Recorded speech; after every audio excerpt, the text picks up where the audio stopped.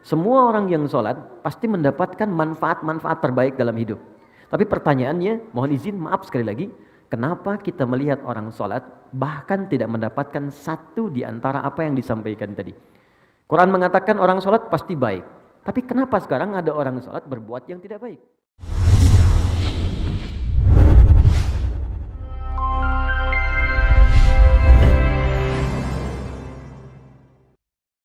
Bismillahirrahmanirrahim. Assalamualaikum warahmatullahi wabarakatuh. Alhamdulillah. Wassalatu wassalamu ala rasulillah wa ala alihi wa sahbihi wa man walah wa ba'du. Fa ya ibadallah, usi nafsi wa iyyakum bitaqwallahi faqad fazal muttaqun fala tamutunna illa wa antum muslimun. Faqala ta'ala ya ayyuhalladzina amanu taqullaha haqqa tuqatih wa la tamutunna illa wa antum muslimun. Saudara-saudariku, Bapak dan Ibu sekalian, sahabat-sahabat yang tergabung dalam kajian musyawarah, semoga senantiasa dirahmati, disayang dan diampuni oleh Allah Subhanahu wa taala. Pertama saya mohon maaf, saya duduk sedikit lebih tinggi dari teman-teman sekalian dan insya Allah tidak mengurangi kemuliaan Anda di hadapan Allah, karena Allah tidak akan pernah melihat bagaimana posisi kita di atas atau di bawah, tapi lebih kepada keikhlasan kita dan memperbanyak untuk beramal soleh di hadapan Allah Subhanahu wa taala. Kemudian yang kedua, teman-teman sekalian, hari ini saya akan melanjutkan kembali apa yang telah kita kaji di pertemuan-pertemuan yang telah terdahulu, yaitu terkait dengan fikih salat. Namun seperti biasa saya akan berikan kesempatan untuk kita berdialog sehingga waktu kita bisa lebih efektif untuk mendalami tuntunan syariat dalam Islam, sehingga hal-hal yang mungkin ingin dikomunikasikan atau kita ingin dapatkan solusi khususnya dalam bimbingan Al-Quran dan Sunnah Rasulullah SAW bisa kita dapati. Ya, kita akan coba masuk dulu pada kajian kita sehingga kurikulum kita bisa tersambung. Ya, saya mohon izin kita membuat sebuah kurikulum supaya kajian kita teratur gitu ya, dan ada bahasan yang jelas untuk dikaji. Kita di fikih salat karena ini memang yang paling dasar yang harus dikuasai oleh setiap muslim supaya manfaatnya kembali kepada kita. Jadi saya ingin berikan persepsi dulu supaya kita sama-sama benar persepsinya sesuai dengan ketentuan Al-Quran. Allah menyampaikan semua ibadah yang saya perintahkan itu sesungguhnya manfaatnya kembali kepada kita yang menunaikan, bukan kepada Allah. Jadi even Allah memerintahkan kita sholat pun, Allah nggak butuh dengan sholat kita. Semuka langit dan bumi tidak menunaikan sholat, tidak akan pernah menurunkan status Allah sebagai Tuhan. Tetap Allah Tuhan. Tapi ternyata kata Allah, kita yang butuh dengan sholat itu. Karena saat kita menunaikan sholat dengan sempurna, maka semua manfaat sholat kembali kepada diri kita. Apakah itu sifatnya ketenangan? Orang sholat pasti akan cenderung jiwanya lebih tenang kata Allah. Quran surah ke-20 ayat ke-14 digabungkan dengan Quran surah ke-13 ayat 28. Orang sholat dijamin oleh Allah hidupnya lebih bahagia. Quran surah ke-23 ayat 1 sampai dengan 2. Orang sholat dijamin oleh Allah doanya cepat terkabul. Anda dekat dengan orang tua memberikan apa yang kita minta. Anda dekat dengan pimpinan di kantor, maka akses pekerjaan dimudahkan. Anda dekat dengan Allah, logika yang sama, apa yang tidak ada batas bagi Allah? Apa yang mustahil bagi Allah? Maka orang yang sholat, apapun yang dia minta, sepanjang benar sholatnya, maka Allah akan cepat mengabulkan apa yang dia minta. Itu ada di Quran surah ketiga ayat 38 sampai 39. Bahkan nanti ada orang yang sering menyebut Allah dan dia sering disebut Allah. Saking disanjungnya oleh Allah, ada orang yang belum minta seketika kebutuhannya dipenuhi oleh Allah Subhanahu wa taala. Itu di Quran surah kedua ayat 152. Fadhkuruni adzkurkum. Zikir padaku, aku akan menyebutmu. Di antara makna zikir itu salat. Quran surah ke-20 ayat ke-14. Orang salat pasti baik. Karena itu Nabi mewasiatkan pada setiap orang tua supaya anak itu dari kecil dididik salat. Nah, ini sering saya tekankan pada pendidikan sekarang nih. Ya, ada teman-teman yang buka TK, SD dan sebagainya. Ini kadang tangganya melompat lebih jauh. Ya, tangga kedua belum selesai, sudah naik ke tangga kelima. Anak TK sekarang fikih salat belum selesai, fikih haji udah manasik gitu. Ini untuk sinergi aja gitu kan. Baik. Jadi kenapa Nabi minta ajarkan anakmu dari sejak kecil sholat? Karena rahasia sholat selanjutnya akan membentuk pribadi baik. Itu rahasianya di Quran surah ke-29 ayat ke-45. Innas sholata tanha 'anil fahsya'i wal munkar. Sungguh salat yang ditunaikan dengan benar akan menjauhkan pelakunya dari dua sumber keburukan.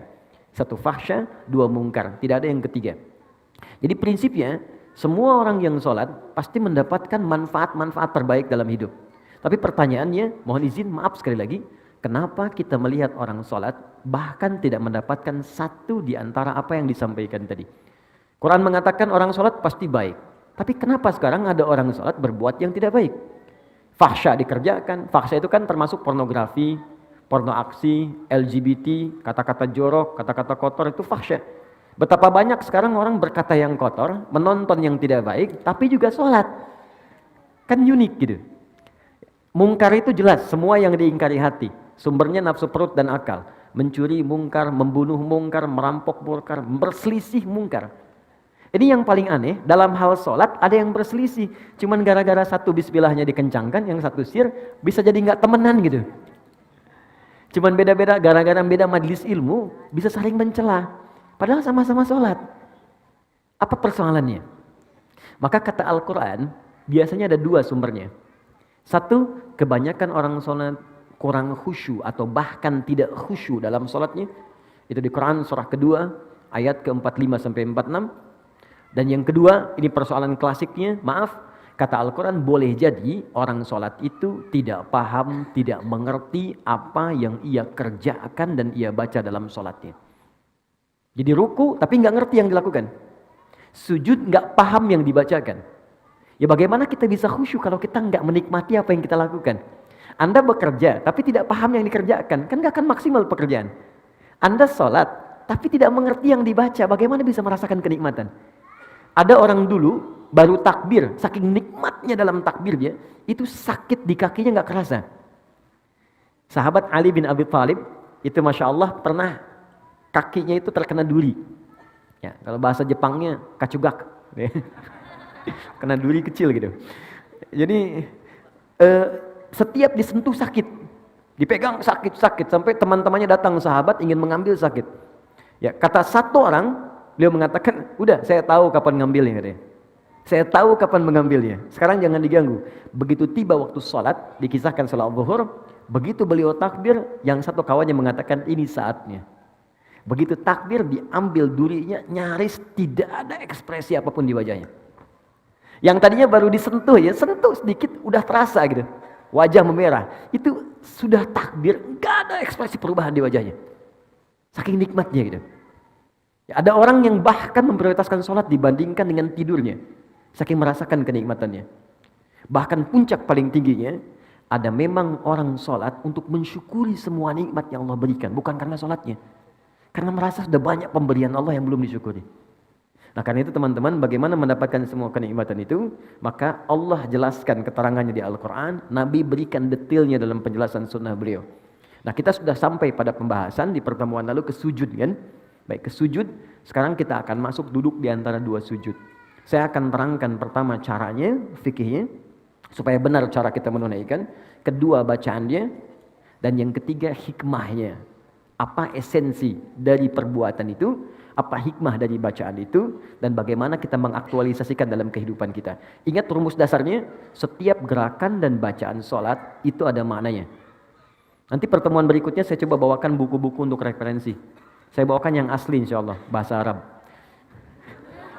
Masih asli ya, saya tunjukin. Ini kitabnya yang ini, kitabnya yang ini, kitab yang ini. Jadi saya gabungkan jadi satu. Oke, saya coba selesaikan, saya sedang menulis tentang buku sholat, fikih sholat. Nanti kalau sudah selesai, insya Allah mudah-mudahan bisa dibagikan. Baik teman-teman, kita fokus. Sekarang kita akan bangkit dari sujud ke duduk di antara dua sujud. Baik, pelan-pelan. Setelah ini saya mungkin hanya 30 menit menerangkan ini. Setelah itu kita kembali ke diskusi. Apa yang Anda ingin diskusikan, kita silahkan nanti share dalam sisa kesempatan yang mungkin kita dapatkan.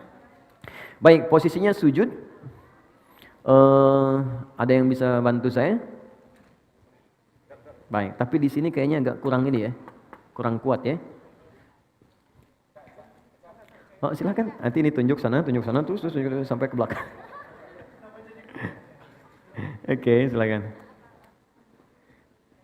Ayo Mas, bismillah. Di sana ada layar kan ya? Jadi kelihatan ya. Jadi walaupun tak nampak ya bisa kelihatan sini. Mohon izin bisa sujud Mas. Ya, mungkin akan lebih baik hadapnya ke arah sini aja. Tahan. Kalau sujud itu kan berarti dari i'tidal kan? Ya, saya mulai dari i'tidal, bangun dulu sebentar.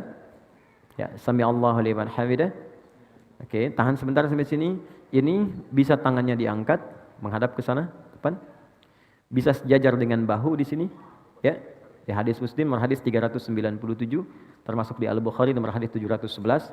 Kalau ditanya siapa yang meriwayatkan, namanya sahabat Abu Hurairah. Dapatnya dari mana? Namanya Khalad bin Rafi Az-Zuraiqi, langsung dari Nabi sallallahu alaihi wasallam. Jadi kalau Anda mengangkat tangan, boleh sejajar dengan bahu, hadwa mankibaihi, atau sejajar dengan daun telinga, naik sedikit di sini. Ya, di sini. An-Nasai nomor hadis 1101. Kemudian dalam ruku kemudian i'tidal, sami Allahu liman hamidah, ini tangan ada 3 pilihan. Pertama, boleh diangkat sejajar dengan bahu di sini. Kedua, sejajar dengan daun telinga. Atau yang ketiga, mursal, tangan tidak mengangkat sama sekali. Cukup kita bangkit, sami Allahu liman hamidah. Ini biasanya dipraktekkan yang ketiga di mazhab Maliki. Ya, dari Imam Malik. Sekarang penyebarannya di Afrika Utara dengan wilayah Mediterania. Jadi misalnya ada Libya, Tunisia, Maroko, Aljazair. Maroko itu combine dengan Syafi'i, nyebrang sedikit ke Italia, ke Spanyol, ke Prancis, daerah sana, itu Maliki. Jadi kalau bismillahnya nggak dibaca, kalau sholat tangannya langsung begini. Jadi begitu dia begini, misal Anda sedang umrah nih ya, di Ka'bah atau sedang haji, mudah-mudahan yang belum berangkat bisa segera insya Allah. Nah, tidak cukup dengan amin, nabung. Jadi kalau Anda sedang lihat orang begini depan Ka'bah, jangan diajak ngobrol. Itu sedang sholat. Tiba-tiba dia ruku misalnya kan, atau yang tidak dia angkat tangan, itu Maliki. Baik. Sami Allah liman hamidah. Sekarang kemudian sujud. Perhatikan baik-baik. I'tidal, jangan langsung sujud. Kata Nabi, hatta ta'tadila qa'iman, sampai engkau tegak berdiri dengan sempurna. Jadi begitu ini turun, sami Allah liman hamidah, rabbana walakal hamd. Ingat maknanya? Masih ingat hikmahnya? Orang yang rukunya benar kepada Allah. Ruku itu artinya taat, patuh. Di ruku itu filosofisnya bukan sekedar diminta formalitas ruku dan lurus semua, tidak. Tapi ini gambaran kepatuhan kepada Allah. Karena orang Romawi dulu, orang Persia ketika menghormat kepada rajanya, itu mereka ada yang ruku begini. Ada yang sujud. Dan itu gambaran patuh sempurna. Jadi kalau diperintahkan, mungkin teman-teman lebih tahu lah film-film kolosal masa lalu kan. Kalau prajurit diperintahkan kan ada kepatuhan, siap gitu kan. Dan dia mengerjakan apapun termasuk mengorbankan nyawanya. Maka Allah meminta kepada kita, Anda pada manusia aja bisa patuh sempurna. Kenapa pada saya yang menciptakan Anda nggak patuh sempurna? Maka dibalik oleh Allah, rukulah yang sempurna. Makanya saat ruku semua diminta sempurna. Dari kepala sampai bagian belakang. Diurutkan. Ini gambaran kepatuhan kita kepada Allah. Makanya kita katakan, Subhana rabbiyal azim wa bihamdi. Ya Allah, kalau ada orang yang dihormati oleh orang lain dalam kehidupan, ada makhluk yang disanjung, maka tidak ada yang paling tinggi, paling azim kecuali Engkau. Subhana rabbiyal azim, dan aku puji Engkau. Nah, orang-orang yang rukunya benar kepada Allah, dia patuh pada Allah, diminta dikerjakan, suruh ditinggalkan dia tinggalkan, maka Allah akan angkat derajatnya. Jadi iman itu kalau sudah kuat, tandanya patuh. Makanya iman sering disertakan dengan amal soleh. Amal soleh itu ujian kepatuhan. Quran surah 103. Ya, wal 'asr innal insana lafi khusr illa alladzina amanu wa amilus shalihat. Jadi kalau orang sudah beriman, itu tandanya tanda patuh. Diuji dengan amal soleh. Ada sholat, makanya sholat dibuka dengan kalimat iman. Alladzina yu'minuna bil ghaib wa yuqimunas shalah. Iman dulu baru sholat. Puasa dibuka dengan iman. Al-Baqarah 183. Ya ayyuhalladzina amanu kutiba alaikumus siap. Iman dulu baru sholat. Artinya kalau kita sudah ruku, kita itu siap patuh. Kata Allah kerjakan, kerjakan. Kata Allah tinggalkan, tinggalkan. Dan kata Allah, aku nggak butuh dengan itu, ini untuk kamu. Makanya orang-orang yang imannya sempurna, maksudnya patuh, maka Allah akan angkat derajatnya. Maka digambarkan lewat i'tidal. Allah mengangkatnya dengan sempurna. Itu dalilnya ada di Quran surah ke-58 ayat 11. Yarfa'illahu alladhina amanu minkum. Allah akan angkat derajat orang-orang yang sempurna imannya di antara kalian. Ditunjukkan dengan kepatuhan. Begitu diangkat dikatakan sami Allahu liman hamidah. Ya Allah, saya mendengar apa yang kau perintahkan, saya patuh. Sami'na wa ata'na. Ya hamidah, saya puji engkau dengan segala kemuliaan kau berikan kepada saya. Maka Allah katakan, kau mau minta apa saya berikan. Maka kita katakan, masih ingat di pertemuan lalu? Ya, sami Allahu liman hamidah, Rabbana walakal hamd. Mil'as samawati wa mil'al ardi wa mil'a ma syi'ta min syai'in ba'du. Kata Allah, silahkan kamu minta apapun sekarang. Mau sepenuh langit, sepenuh bumi, atau antara langit dan bumi, atau antara apa yang belum aku sebutkan engkau ingin mintakan. Minta sekarang. Maka saat minta itulah ada posisi yang paling tinggi untuk meminta, yang bebas kita memohon. Dalam berdiri terbatas, ruku terbatas. Sekarang yang selanjutnya itu yang paling dahsyat. Sangat luar biasa. Itulah sujud. Tapi ada rahasia setelah sujud, itu pun sangat istimewa. Maka kita diminta sujud, turun, ruku, kemudian yang tidak, kemudian sujud, kita lihat, tahan, berhenti. Ini pakai lutut, boleh ya? Boleh. Masih ingat dalilnya? Abu Daud nomor hadis 838 dari Wa'il bin Hujur. Boleh juga pakai kedua telapak tangan, turun. Jadi begitu mau turun, telapak tangan dulu. Ya. Baru kemudian lututnya, baru turun. Dan gak usah berdebat. Yang pakai telapak tangan, sahabat Abu Hurairah. Yang pakai lutut, Wa'il bin Hujr. Wa'il pakai lutut, Abu Hurairah pakai telapak tangan, dua-duanya sahabatan. Ya, dan dua-duanya sahabat dan mulia di hadapan Nabi. Anda sahabat bukan, tabi'in bukan, ulama bukan, satu lutut, satu telapak tangan ribut gitu kan. Anda siapa? Ya, yang lutut benar, telapak tangan benar. Yang salah yang pakai kepala duluan. Ingat itu. Oke? Sujud. Oke, tahan sebentar. Mohon izin. Maaf, mudah-mudahan kelihatan. Teman-teman, kata Ibnu Abbas radhiyallahu taala anhuma, umirtu an asjuda ala sab'ati azamin. Aku diperintahkan sujud dengan 7 anggota tubuh menempel, plus tambahan 1 di hidung. 1 jabhah, kening, ini keningnya menempel. Mohon izin bangkit dulu Mas. Di sini nempel ya. Dan tolong sekatnya ya. Rambut ini sudah bagus, ya sisirannya udah baik. Jadi nggak pakai peci pun nggak apa-apa. Ingat, peci ini bukan rukun sholat dan bukan syarat sholat. Ya, peci ini adalah penutup ketika rambut terlampau menutupi bagian kening sehingga menghambat kita sujud. Jadi kalau memang sudah nggak ada rambutnya, nggak apa-apa, nggak usah pakai peci pun, nggak ada masalah. Ya, atau kalau mau pakai peci pun nggak ada masalah, silakan. Ya, jadi dan yang paling penting itu nggak ada penghalang yang langsung menghalangi rasa sujud. Kecuali hal yang ringan. Kalau ringan itu seperti mukena untuk perempuan, ya. Atau misalnya kain tertentu seperti sejadah, boleh sepanjang nggak terlampau empuk. Awas, ingat, saya ingatkan. Nabi melarang kita sujud di tempat sujud yang terlampau empuk seperti bantalan. Ada sejadah sekarang kelihatan mewah, tapi sebetulnya nggak bisa di tempat sujud. Oh, okay. What's happening, you know? Okay. Nah itu nggak bisa, dilarang oleh Nabi. Kenapa? Karena nanti akan menghambat menempelnya kening dengan sempurna. Nah nanti kata Nabi, idza sajadta famakin sujudak. Kalau engkau sujud, tempelkan dengan sempurna sehingga terasa ada penempelan antara kening dengan tempat sujud. Dan sekarang ketika diteliti secara ilmiah ada titik God spot di sini. Itu enak. Jadi kayak kita tuh kayak sujud itu kayak mengalir ke puncak ke dalam kepala kita, ke bagian yang tengah ini. Dan biasanya kalau awal-awal belum sempurna itu agak pusing dulu awalnya. Setelah itu nikmat. Ya, itu yang pertama jabah. Dan ini mohon izin, jangan sampai berdoa dulu sebelum yang 7 ini sempurna. Jadi begitu kening sudah menempel, yang kedua telapak tangan, 2 telapak tangan, jadi hitung 3, 1, 2. Kemudian selanjutnya 2 lutut, 3 tambah 2, 5, lutut 2. Selanjutnya jemari di 2 telapak kaki, tambah 2, 7. Nah, untuk jemari khusus spesial, mohon izin menghadap ke arah sini sujudnya. Makasih, jazakallah khair. Fokus baik-baik, lihat teman-teman, saya ingatkan lagi, sangat bagus, sangat bagus. Kakinya nutup, bukan terbuka begini. Oke, tutup seperti ini. Kemudian jemarinya dilipat begini. Ya, nanti manfaatnya banyak. Lalu ini dibuka sedikit, tidak nutup ke dalam begini. Nabi pernah mengingatkan dengan keras, jangan kau bersujud, awas hati-hati, ya, dengan ini menutup. Jadi hati-hati kata Nabi, apa engkau mau bunuh diri? Ya, karena ketika Anda seperti ini, diafragmanya tertutup, napas menjadi sesak. Ini paling berbahaya, makanya dibuka. Ini saya tekankan karena ada sebagian mengatakan kalau perempuan itu ada yang mengatakan ditutup begini, itu tidak. Sama laki-laki dengan perempuan, sama saja. Kecuali dalam takbir di awal, perempuan tuh boleh rapat begini. Itu di Syafi'iyah. Karena dulu nggak ada hijab seperti sekarang. Ya, jadi terbuka pendek, makanya saat bertakbir begini akan kebuka. Karena itu ditutup begini. Ya, seperti ini. Kemudian kata Nabi, usahakan ini ada rongga. Ya, kalau dalam bahasa Arab di hadisnya anak kambing kalau lewat dia bisa lewat. Tapi anak kambing itu ukuran bagi orang Arab kecil. Bagi kita mungkin anak kucing gitu kan, atau kucing.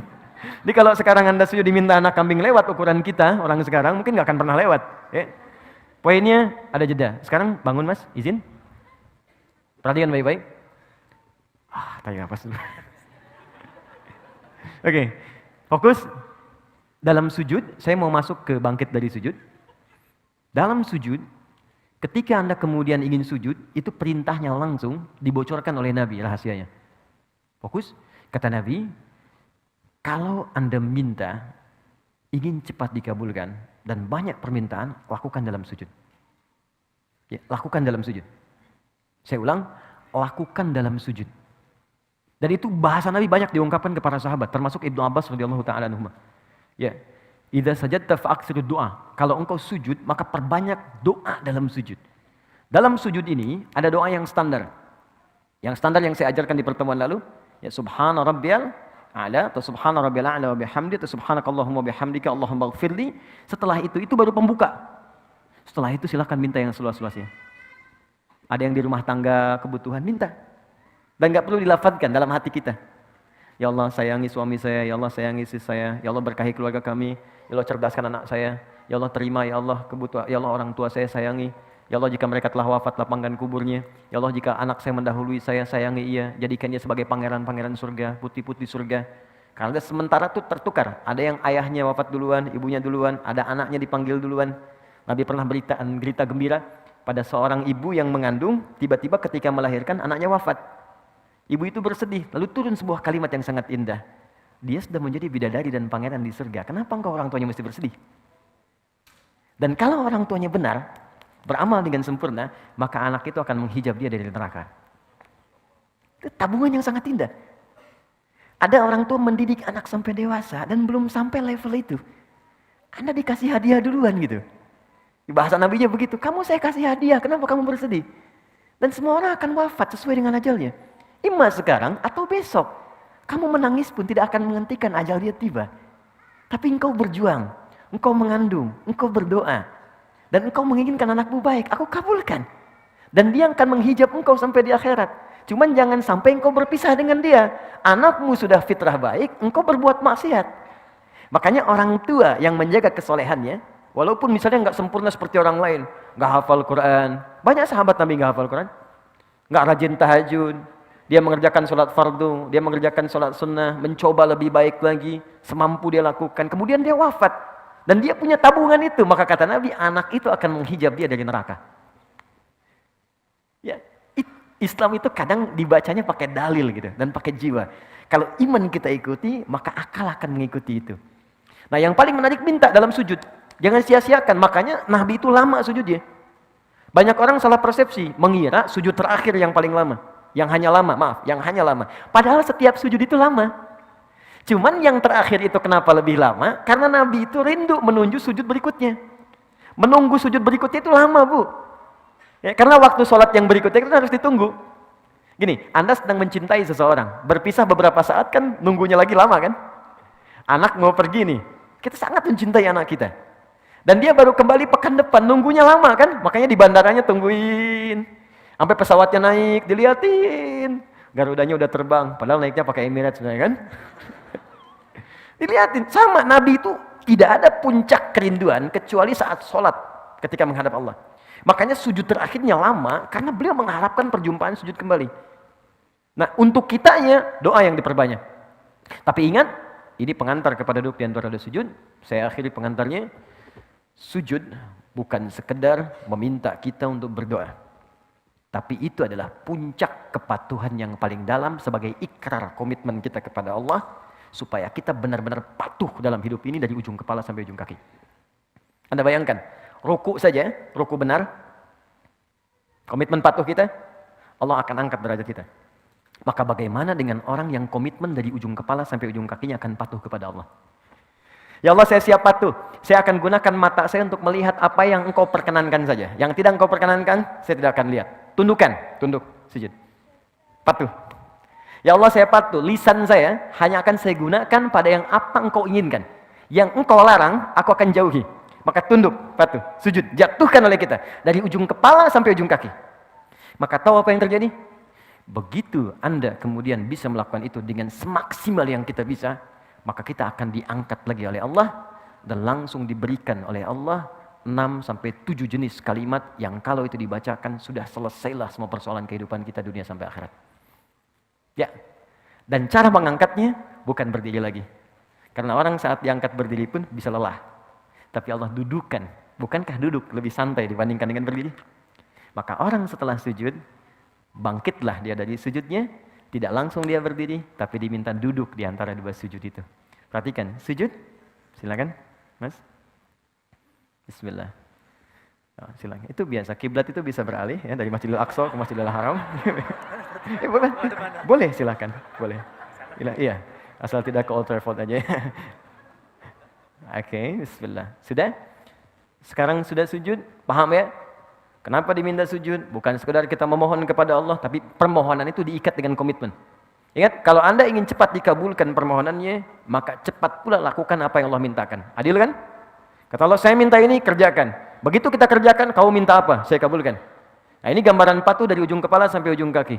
Begitu semua dikerjakan dengan baik, Anda bangkit. Maka Anda katakan, Allahu Akbar.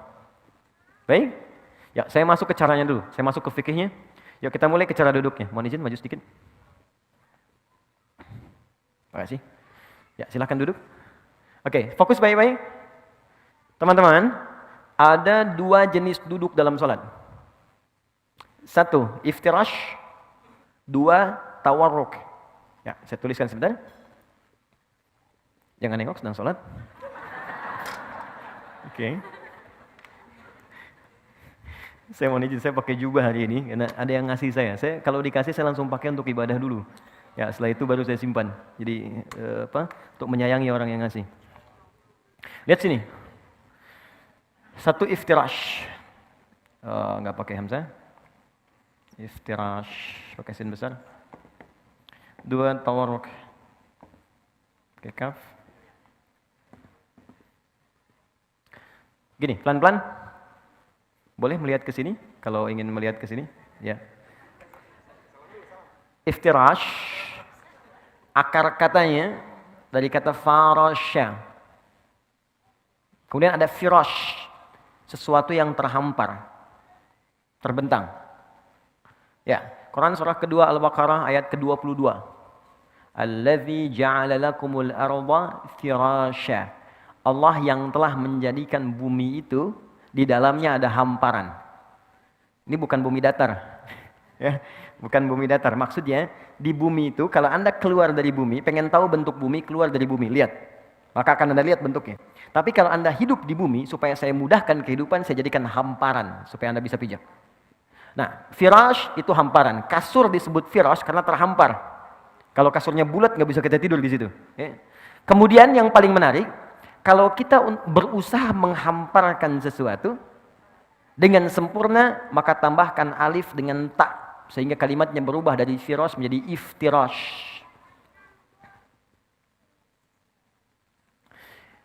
Duduk iftirash adalah duduk yang berusaha menghamparkan bagian ujung kaki sampai dengan ke lutut bagian depan.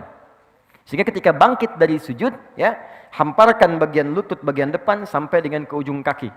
Dan duduk dengan sempurna, baik itu yang kaki sebelah kanan ataupun yang kirinya. Bagaimana cara duduknya? Kita lihat dulu. Saya ajarkan caranya dulu sebelum kebacaan. Izin. Bismillah. Lihat sini, teman-teman. Nah ini. Jadi ketika kakinya dihamparkan, dilipat ke belakang. Jelas? Kemudian yang kedua, mohon maaf, ini kaki bagian belakang yang jarinya dilipat. Ini bagus sekali. Nah, yang ketiga, ini yang paling penting. Ada bagian kaki kiri yang sebagiannya itu dihamparkan ke arah dalam untuk diduduki. Seperti firash, kasur, kan kita hamparkan untuk diduduki, ditiduri gitu kan. Ini seakan-akan tumpuan bagian belakang tubuh kita itu menduduki bagian kaki sehingga disebut dengan iftirash namanya. Jelas ya? Baik. Ini hamparkan kaki yang bagian dalam, seperti ini, bagus, angkat sedikit, maaf. Ini, seperti ini. Ini yang disebut firashnya. Iftirash melipat kaki yang ini, menghamparkan yang ini, melipat kaki bagian yang kiri, lalu diduduki. Ya, jelas ya? Baik, jadi seperti ini. Ini sudah bagus sekali. Yang ini dilipat jarinya. Seperti ini. Awas hati-hati, ada sebagian beberapa kesalahan. Seperti ini, misal kiri, kemudian kanan begini, lalu begini. Ya, ini cara duduk yang tidak tepat. Ini kelihatan? Baik ya. Atau begini. Ya, kelihatan? Yang kiri dilipat yang kanan, ditumpu baru begini. Ini cara duduk yang tidak tepat. Ya, jadi yang tadi yang sempurna, tapi kalau sedang ada darurat, ada kendala di lutut yang kanan, jangan dipaksakan dilipat ya. Itu boleh. Kaidah fikihnya ad-darurat tubihul mahdzurat. Yang darurat boleh melakukan yang dilarang. Misal, saya nggak bisa begini, bisanya ke depan. Dalam kaki ada masalah, boleh ke depan begini. Ya. Dan yang samping nggak usah negur. Woi, nggak sopan. Dia bilang batal salatnya tuh, ya. Dua-duanya batal. Oke. Kalau ngobrol. Oke, satu sudah. Kedua, badan tegak. Yang ini. Dia tidak maju ke belakang, tidak mundur juga, dia tegak sempurna. 3, posisi tangan. Tangan ada 2 posisinya. Bisa di sini, pas di paha, di atas lutut. Ya, lebih enak begini. Di paha di atas lutut begini. Atau bisa turun sedikit ke lutut begini. Jelas ya? Jadi bisa sama laki-laki dan perempuan, tidak ada beda. Bisa di sini, atau turun sedikit. Jelas? Oke, kalau sudah jelas, posisi ini harus dilakukan dulu sebelum kita berdoa. Jadi bukan naik langsung doa. Bahkan ada yang belum duduk udah berdoa. Rabbighfirli warhamni, duduk aja belum gitu. Ya. Jadi Nabi mengajarkan duduk dulu dengan sempurna supaya darah mengalir dengan nyaman dulu, kitanya enak dulu. Jadi berdoa dalam keadaan enak. Seperti begini, teman-teman kalau doa bangun tidur apa? Kullu nafsin dha'iqatul maut. Alhamdulillahilladzi ahyana ba'da ma amatana wa ilaihin. Oke, tapi itu kan tahap ketiga. Mana tahap pertama keduanya? Kembalikan ke hadisnya di Ibnu Abbas. Hadisnya di Abu Daud dari Ibnu Abbas radhiyallahu taala anhuma, nomor hadis 1369. Ya, jadi kata Ibnu Abbas, kana Nabi sallallahu alaihi wasallam, ya adalah Nabi sallallahu alaihi wasallam idza staiqadha min naumihi, kalau bangun dari tidurnya, itu enggak langsung doa. Ini bukan bangun berdoa, tidak. Fajalasa, maka duduk sebentar. Duduk dulu. Di sunnahnya begitu bangun duduk. Wa athara biyadihi, ya, wa masaha biyadihi min athara naumi. Wa masaha biyadihi min athari naumi. Kemudian menghapuskan, menghilangkan dengan bagian tangan yang diduga bersih. Makanya sebutnya yad. Ya, kalau ini diduga bersih pakai ini, kalau ini diduga bersih pakai ini, boleh. Karena nanti kalau diduga kotor, sunnahnya cuci dulu. Karena kita nggak tahu bagian mana yang menyentuh sesuatu yang kotor saat kita tertidur. Ada kotoran misalnya tersentuh dan sebagainya. Ya. Maka hapuskan dulu bekas ngantuknya. Setelah ngantuknya hilang, baru berdoa. Jadi bukan berdoa saat ngantuk. Karena ada orang baru bangun duduk begini sudah berdoa. Alhamdulillahilladzi ahyana ba'da. Ini berdoa dalam keadaan nggak sadar. Saya ingin tunjukkan betapa Islam itu meminta kita mengerjakan sesuatu dengan pemahaman yang utuh. Jadi bukan mengerjakan sesuatu, tapi kita nggak sadar. Bahkan ada orang belum baca doa, baru duduk sudah nggak sadar.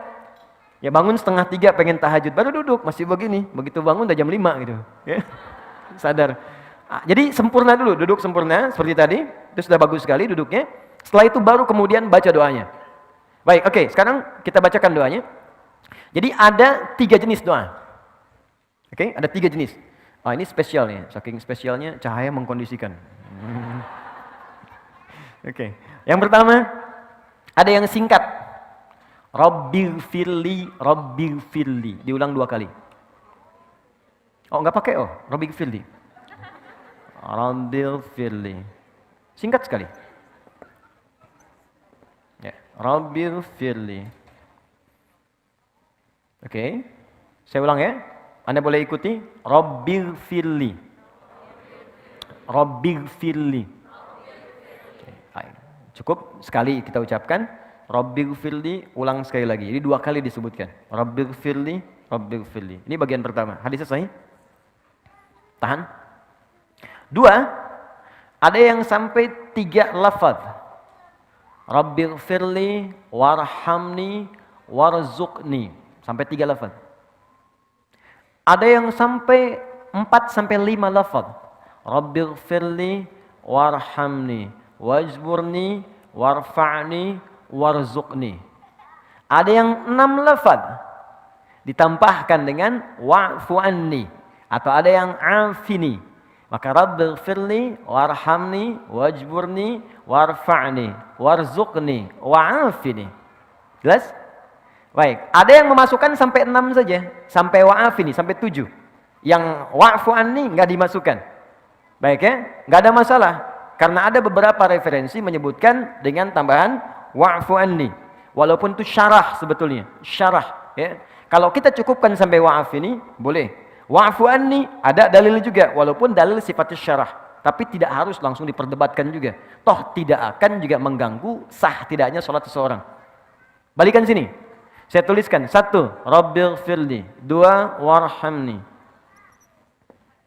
3, wajburni. 4, warfa'ni. Kita masukkan saja. 5, warzuqni. 6, wa'afini.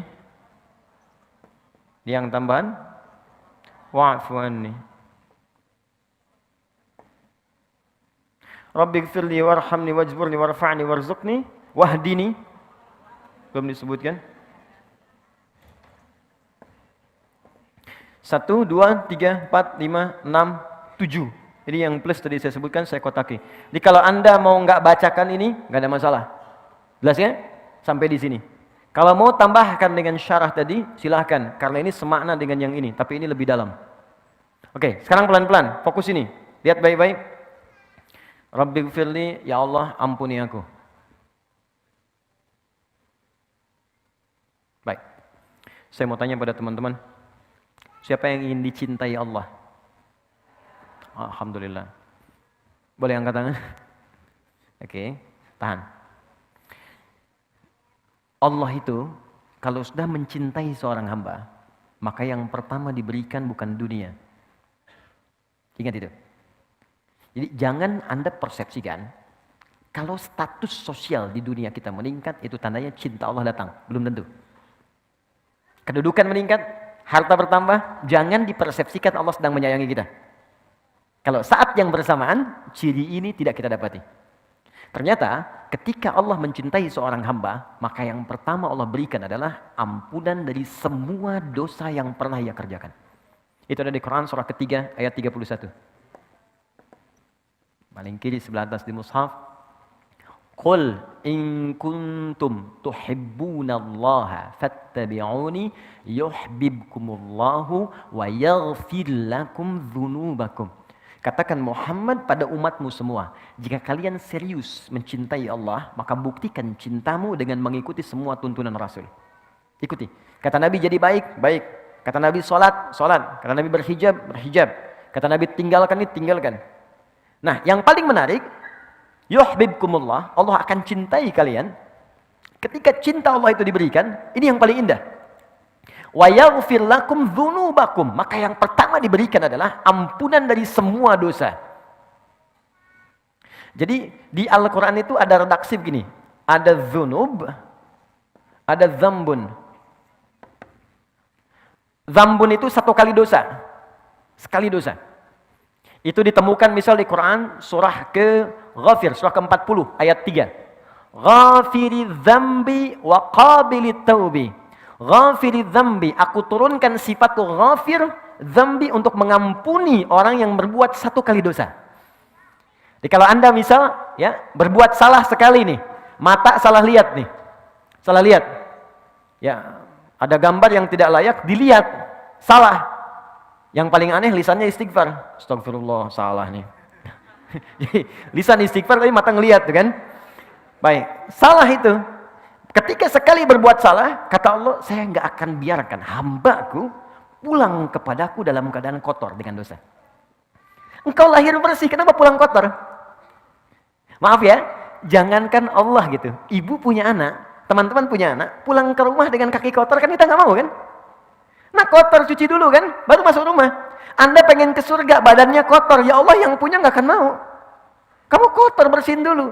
Makanya kata Allah, satu titik kotoran pun melekat pada dirimu, aku ingin kau bersihkan dulu. Aku turunkan sifatku namanya ghafir. Engkau minta ampun padaku, aku ampuni dosamu walau sedikit. Tapi pertanyaan saya, siapa yang punya dosa sedikit? Yang punya dosa sedikit angkat tangan, saya pulang.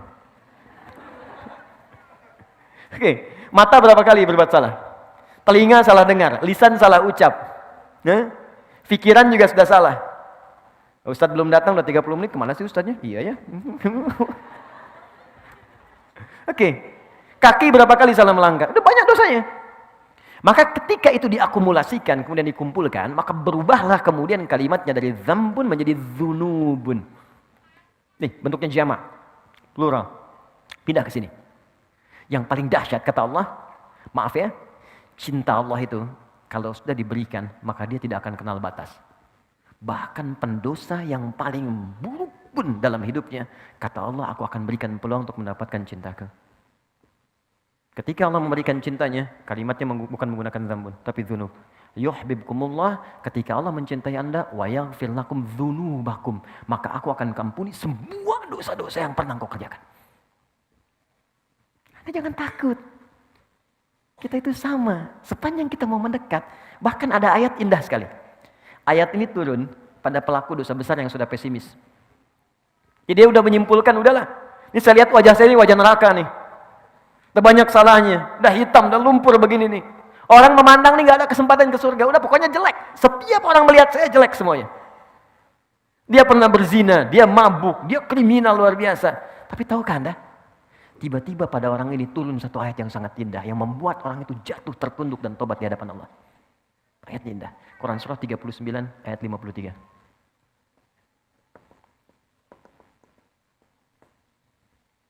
Kata Allah, "Qul," katakan Muhammad, "Ya ibadiyalladzina asrafu ala anfusihim."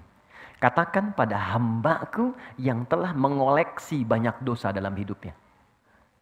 Israf itu sesuatu yang berlebihan.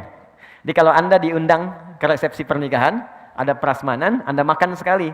Tapi kalau Anda ngantri 10 kali, itu israf namanya. Oke? Nah, ada israf dalam berbuat dosa. Jadi dosanya udah nggak keukur. Bahkan saking gak keukurnya, kalau ada orang lain berbuat dosa, dia belum, rasanya belum lengkap. Dia udah mengerjakan ini, saya juga bisa. Jadi kalau ada orang berbuat dosa, dia belum kerjakan, dia belum lengkap hidupnya. Israf. Itu ketika dia mau kembali, itu masih disebut hamba oleh Allah. Katakan pada hambaku, ibad, itu jarang disebutkan kecuali menunjuk pada hamba yang soleh. Buka Quran surah kedua ayat 186. Paling kiri sebelah bawah di mushaf. Wa idza sa'alaka 'ibadi 'anni. Kalau hambaku yang soleh saat Ramadan, dia ingin berdoa kepadaku, mencari-cari aku. Fa inni qarib, katakan Muhammad pada mereka, aku dekat. Wa ibadur rahmanil ladzina yamshuna 'alal ardi hauna. Di surat Al-Furqan, hamba-hamba Allah yang penyayang. Kalau jalan itu jalannya bagus. Anda bayangkan, penjahat yang tobat itu disamakan statusnya oleh Allah dengan hamba yang soleh. Jadi Allah itu sangat menyukai, maaf ya, penjahat yang tobat, orang salah yang tobat dibandingkan dengan orang soleh yang tidak pernah merasa salah. Jadi Allah sangat mencintai orang salah yang bertobat dibandingkan orang soleh yang tidak pernah merasa salah. Jadi ketika Anda berbuat dosa sebanyak apapun kata Allah dan Anda ingin tobat, apa kalimatnya? La taqnatu min rahmatillah. Kamu jangan putus asa dari rahmatku. Dan disebut hamba. Kamu sama dengan soleh yang lain. Cuman kamu tinggalkan aja perbuatan buruk kamu. Gini cara memahaminya. Anda punya anak. Anak itu sudah berbuat buruk yang sangat luar biasa. Keluarga sudah nggak enak. Di mana-mana disebutkan pokoknya nggak bagus. Udah mencela, udah merusak nama baik keluarga dan sebagainya. Tiba-tiba anak itu mau pulang. Anda terima nggak? Terima. Oke. Ketika dilihat disambut dengan senyuman? Belum tentu. Ngapain kamu kesini? Oh, kamu bukan anak saya lagi. Oh, lantas anak siapa? Oke. Itu hamba. Tapi Allah tidak. Begitu seorang pelaku maksiat yang paling tinggi pun ingin bertobat, langsung disebut dengan kalimat ibad. Qul ya ibadiyalladzina asrafu. Katakan hambaku sini. Kamu mau tobat? Jangan putus asa dari rahmatku. Innallaha, teruskan ayatnya. Innallaha yaghfiru dzunuba jami'a. Allah akan mengampuni semua dosa-dosa yang pernah kau kerjakan. Kenal Fir'aun? Oke. Ya. Nih ya. Fir'aun Fir'aunnya. Catat kalimat saya nih. Fir'aun Fir'aunnya. Fir'aun tuh gelar bagi raja di Mesir, Farao, bahasa Arabnya Fir'aun. Hobinya bunuh orang. Al-Baqarah ayat 49. Jadi kalau ada perempuan yang mengandung, itu di sampingnya udah ada algojo. Satu mengawasi, satu pegang pisau. Jadi kalau lahir perempuan, bebas. Perempuan, bebas. Wa yastahyuna nisa'akum. Kalau laki-laki langsung dibanting ke tanah, disembelih di hadapan ibu yang baru melahirkannya. Yuzabbihuna abna'akum. Mengaku Tuhan.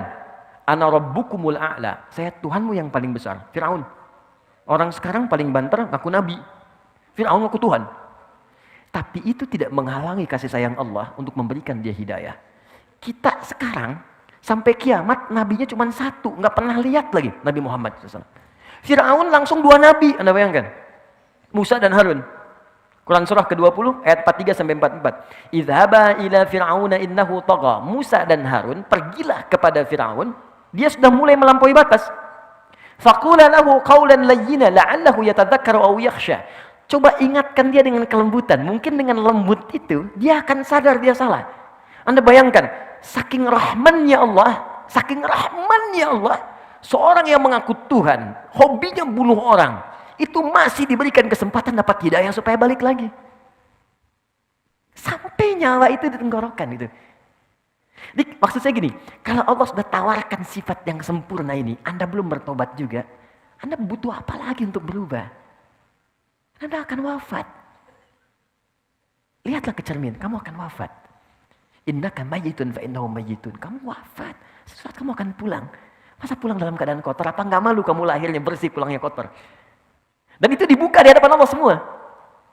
Nah, poinnya adalah ketika Allah mencintai seorang hamba, maka dia akan mendapatkan ampunan dari dosa. Yang paling menarik, fokus baik-baik. Yang paling menarik, artinya kalau ada seseorang yang diampuni dosanya oleh Allah, maka dia sudah mendapatkan cinta Allah Subhanahu wa taala. Fokus dari sini. 1. Kata ini, Rabbighfirli adalah kalimat permintaan kepada Allah untuk memohon supaya dosa-dosa kita diampuni oleh Allah Subhanahu wa taala. Kalimat pengampunannya wa yaghfir lakum dzunubakum. Ketika kita memohon untuk diampuni, robah kalimat ini ke bentuk permintaan. Ighfir, Rabbighfirli. Ya Allah, ampuni dosaku. Ketika Anda meminta, persamaan terbaliknya, ketika Anda meminta diampuni dosa, saat bersamaan, bukankah Anda meminta dicintai oleh Allah? Karena orang yang diampuni dosa, persamaan terbaliknya akan mendapatkan cinta Allah. Jelas? Oke, sekarang kenapa kalimat ini boleh disebutkan tanpa menyebutkan kalimat yang lainnya? Rabbighfirli. Jadi teman-teman kalau sedang buru-buru, misal, maaf ya, sedang jamak qashar atau sedang di perjalanan, itu ketika duduk di antara 2 sujud, Anda tidak harus menyempurnakan semuanya. Boleh cuman baca ini 2 kali diulang. Rabbighfirli. Tapi dibacanya pakai hati, bukan cuma di lisan. Maksudnya dikeluarkan di lisan, dikuatkan oleh hati. Rabbighfirli. Ketika Anda bacakan itu, perhatikan cara bacanya, fokus baik-baik. Karena ini kalimat yang sangat menentukan. Kalau Anda benar bacanya, maka Anda akan mendapatkan cinta Allah. Ini poinnya.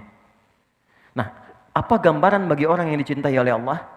Orang yang sudah dicintai oleh Allah, maka apapun yang ia inginkan dalam hidupnya, Allah akan kabulkan. Sepanjang itu ia butuhkan. Bahkan ada orang yang belum pernah minta, Allah langsung berikan. Anda cinta pada anak Anda minta sesuatu bukan karena belikan. Kalau Anda mampu. Anda dicintai Allah. Apa yang mustahil bagi Allah untuk diberikan pada kita? Ya, jadi kalau kita benar-benar minta ampun yang serius, itu cinta ini akan turun. Dan cinta itu persamaannya pemberian. Pasti. Orang yang mencintai objek tertentu pasti akan memberikan apa yang ia inginkan. Pemberian. Anda cinta istri Anda atau suami Anda, maka Anda akan persembahkan yang terbaik. Masak yang paling enak, berikan hadiah yang paling bagus, anak-anak disayang dengan baik. Gitu kan? Allah mencintai kita, maka apapun yang kita minta pasti diberi. Selama itu kita butuhkan. Makanya ada di antara orang soleh yang dalam hidupnya selalu mengucapkan kalimat ini, istighfar, supaya mendapatkan cinta Allah. Ada tukang roti, Di zamannya Imam Ahmad bin Hambal, sekitar tahun 164 sampai 170 Hijrah. Ya. Itu kebiasaannya setiap bikin adonan, dia istighfar. Astagfirullah, astagfirullah, astagfirullah. Berhenti istighfar lagi, mau jalan istighfar lagi. Tiba-tiba, ini kisah menarik. Imam Ahmad datang ke Mesir. Perjalanannya cukup melelahkan, saking lelahnya singgah di satu masjid. Begitu singgah di masjid itu, ketahuan sama DKM, marbotnya lagi. Ya, begitu sedang tiduran kata marbotnya, ukhruj. Jangan tiduran di dalam, keluar. Imam Ahmad itu sangat populer, sangat dikenal ulama, cuman kan zaman dulu nggak ada seperti sekarang. Ya, foto, gitu kan? Orang ketemu ulama, ustadz dulu minta doa, sekarang kan minta foto. Oke. Ada yang pasang status macam-macam. Jadi dulu tuh zaman dulu nggak ada foto, nggak ada handphone, makanya tahu Imam Ahmad, terdengar namanya, tapi nggak pernah lihat orangnya. Dan ini marbot nggak kenal, itu Imam Ahmad, keluar aja katanya. Imam Ahmad pun nggak bilang saya Imam Ahmad, tidak. Beliau tahu fikihnya, ini boleh istirahat dalam masjid di wilayah tertentu, disuruh keluar. Kata Imam Ahmad, saya sedikit aja keluar, barwah katanya, barwah itu lebih kasar. Maka duduk di luar, di pelatarannya. Orang itu datang lagi, rawah. Itu paling kasar. Jadi kalau ukhruj masih sopan keluar. Barwah kasar. Rawah itu keluar dengan rohnya sekalian. Di Anda keluar, rohnya pun jangan di sini, pergi.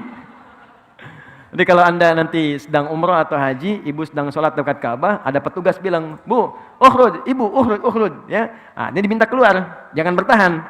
Barwah lebih kasar. Rawah. Itu kasar banget. Rawah, bukan rawah, saya Aminah. Itu diusir namanya, ya. Pergi sama rohnya sekalian.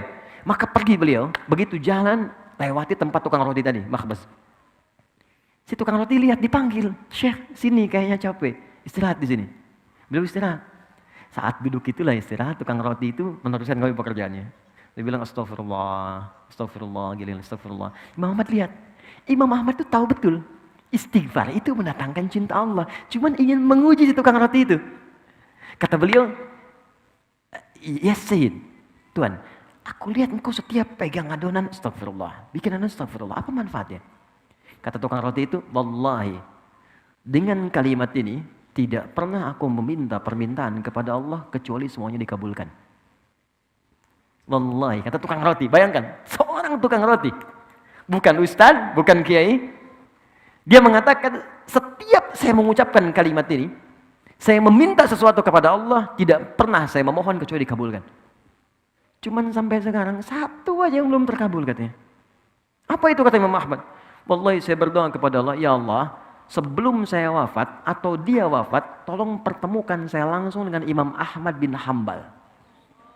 Imma saya wafat lebih dulu atau beliau wafat lebih dulu. Tolong sebelum kami wafat pertemukan kami." Kata Imam Ahmad, "Allahu Akbar, karena istighfar kamu ini saya datang ke sini. Karena istighfar kamu ini saya tiba-tiba pengen ke sini. Saya istighfar kamu ini saya sampai dikeluarkan dari masjid, Pak, itu rumah Allah, hanya untuk diantarkan kepada tempatmu karena istighfarmu." Allahu Akbar. Dan jangan lakukan itu pada saya. Ini. Tapi kalimat ini itu bukan kalimat yang sekedar diucapkan di lisan, bukan. Kalimat yang disertai dengan penghayatan pada jiwa. Untuk mendapatkan cinta. Karena cinta itu muaranya hati, ke jiwa. Lihat sini, fokus. "Ya Allah, ampuni saya." Berarti minta apa? Minta ampun. Kalau minta ampun berarti ada yang apa? Yang salah kan? Kalau salah berarti apa? Dosa kan? Oke, sekarang kalau kita sudah paham ini, artinya kita minta ampun karena merasa salah. Mustahil orang minta ampun kalau nggak ada salah. Anak Anda nggak akan minta maaf pada orang tuanya kalau nggak ada kesalahan. Istri nggak akan minta maaf pada suami atau sebaliknya kalau nggak ada salah. Maka kita pun ketika mengatakan Rabbighfirli, ya Allah ampuni saya, karena kita merasa salah. Karena itulah kata para pakar fikih, ahli fikih fuqaha, ketika Anda mengucapkan kalimat Rabbighfirli, maka sertakan di hati kita, rasakan kesalahan apa yang pernah diperbuat sampai duduk di antara dua sujud itu. Tuh, sampai nangis anak. Oke. Bukankah Anda tadi berjanji untuk patuh dalam sujud? Saya patuh, mata saya akan melihat yang baik. Ternyata ketika sudah selesai sholat, mata melihat yang tidak baik. Telinga akan mendengar yang baik. Ternyata telinga salah dengar kan? Salah enggak? Salah kan? Makanya ketika bangkit itu, Anda katakan Rabbighfirli, Rabbighfirli. Mohon izin, maaf sekali kalau kalimat ini kurang menyenangkan. Ketika Anda katakan Rabbighfirli, segera rasakan kesalahan apa yang pernah dikerjakan dari ujung kepala sampai ujung kaki. Mata pernah salah lihat apa? Telinga salah dengar apa? Sampai ke ujung kaki. Kalau itu bisa diucapkan dengan benar, satu kalimat ini saja, itu sudah bisa mendatangkan cinta Allah Subhanahu wa taala. Kalau cinta Allah sudah diberikan kepada kita, maka yang 7 akan otomatis mengikuti. Warhamni akan disayang Allah. Wajburni akan dijaga dari orang yang mengganggu. Maaf, kata Al-Quran, orang yang berkarir itu tidak akan selamanya mulus. Kadang di atas, kadang di bawah. Kadang ada gangguan, kadang yang iseng. Maka Allah turunkan sifatnya namanya Al-Jabbar. Untuk melindungi hambanya yang dijahili oleh orang lain dalam aktivitasnya. Cara meminta perlindungannya, wajburni. Warfa'ni, diangkat derajat. Di apapun profesi Anda, pebisnis yang paling tinggi. Ya, kedudukan yang paling tinggi, yang baik. Kemudian teruskan, ada kalimat warzukni, rizki. Rizki itu jangan diartikan dengan uang semata, tidak. Kesehatan rizki. Ya, Anda sehat, rizki. Pilih mana? Pilih mana teman-teman? Mohon izin, kan kaya tapi sakit atau miskin tapi sehat? Kaya tapi sehat. Nah, berarti kan sehat itu penting kan? Ya, ketenangan itu rizki. Tenangan rizki, sama aja. Pilih mana? Kaya tapi gelisah atau miskin tapi tenang? Cepat. Berarti ketenangan itu rizki. Ya, kekayaan yang menghadirkan kegelisahan berarti tidak menikmati kekayaan itu. Makanya pencuri itu sebetulnya nggak kaya. Karena setiap dia mencuri, hatinya gelisah. Ya, hatinya gelisah. Koruptor itu nggak kaya, karena setiap dia ngambil, itu gelisah jiwanya. Dan ketika gelisah itu berarti dia masih miskin. Karena dia membutuhkan sesuatu yang nggak dia dapatkan. Ayo, teruskan. Warzukni. Kemudian wahdini. Berikan hidayah. Hidayah itu segala hal yang baik dalam hidup. Makanya ada doa yang diajarkan Nabi kepada Al-Husain dan Al-Hasan. Al-Hasan yang menerima. Kemudian Ibnu Umar. Allahumma hdini fiman hadait. Wa'afini fiman afait. Wa tawallani fiman tawalait. Ya Allah, berikan aku petunjuk kebaikan dan tempatkan aku di tempat orang-orang baik. Allahumma hdini fiman hadait. Jadi kalau menikah, ketemu pasangan baik. Maaf, kalau di kantor ketemu orang baik. Kalau bekerja ketemu orang baik. Itu yang dimaksud Allahumma hdini fiman hadait. Kalau Anda persingkat wahdini, ya Allah tunjukkan aku pada orang-orang baik. Ya, jadi ini tuh datang sendiri. Jadi kalau orang sudah diampuni dosanya oleh Allah, yang ini datang seketika. Wa'afini, sehatkan aku, jauhkan dari penyakit-penyakit yang merusak, mengganggu untuk ibadah. Wa'afu anni, maafkan aku. Kenapa ini menjadi tambahan? Karena sudah tercakup di sini. Tapi kalau mau dispesifikan, disebutkan gak ada masalah. Jelas ya? Baik, jadi teman-teman sekalian, kuncinya di sini yang ini akan mengikuti. Kapan ini diberikan? Kalau sujudnya sempurna. Kalau sujudnya sempurna. Nah, terakhir, orang yang sudah diampuni oleh Allah, maka cirinya ada 2. Pertama, dia akan merasa tidak suka dengan perbuatan buruk yang pernah menimpa atau terjadi kepadanya sebelum dia bertobat. Jadi kalau sudah disebutkan lagi nggak enak. Biasa mata melihat sesuatu yang nggak bagus, disebutkan ada tayangan nih, saya nggak mau, jangan sebut itu lagi. Atau berbuat sesuatu yang nggak bagus, datang ke tempat yang nggak baik, melakukan sesuatu yang dilarang. Begitu diceritakan nggak enak, jangan sebut itu lagi. Saya sudah berubah sekarang. Yang kedua, ciri yang kedua, selalu tobat disandingkan dengan islah. Taba wa aslaha, taba wa aslaha. Dia memperbaiki diri dengan mengerjakan perbuatan yang lebih bermanfaat. Berbahagialah kalau Anda sekarang sudah mulai pengen ke majlis ta'lim, ikut kajian. Artinya Allah sudah menginginkan kita baik. Jadi kalau Allah ingin kita baik, kitanya nggak berubah baik, lantas apa yang bisa membuat kita berubah jadi baik? Itu poinnya. Nikmati itu dan tolong jangan samakan level dengan yang lain. Ya, Anda kalau ingin mengukur, ukur dengan diri Anda. Jangan samakan dengan yang lain. Karena Allah ketika memberikan penilaian, ukurannya pribadi kita. Kita boleh kemudian merasa iri, ghibah namanya, dengan kesolehan orang. Tapi jangan mengukur kesolehan orang lain untuk menilai diri kita soleh. Tapi kita bisa berlomba untuk mencapai apa yang telah dihasilkan. Anda hijrah, belum hafal Quran. Jangan diukur kalau hijrah, itu harus hafal Quran. Ukurannya, saya lebih baik daripada kemarin. Ketika Anda meninggalkan perbuatan buruk itu jadi baik, itulah Anda. Solehnya Anda di situ. Tapi kalau Anda ingin mulai menghafal Quran, jadi plus untuk kita. Itu yang disebut ghibah dalam hadis. Maka dari itu teman-teman, saya simpulkan, kalau orang sudah benar diampuni, maka dirinya, singkatnya, akan dijaga oleh Allah dari perbuatan maksiat. Pertanyaan saya, bukankah Anda mengucapkan Rabbi gfirli, Rabbi gfirli, Rabbi gfirli berapa kali dalam sehari? Zuhur 2 kali, Asar 2 kali, Maghrib 2 kali, Isya 2 kali, 8, subuh sekali, 9 kali.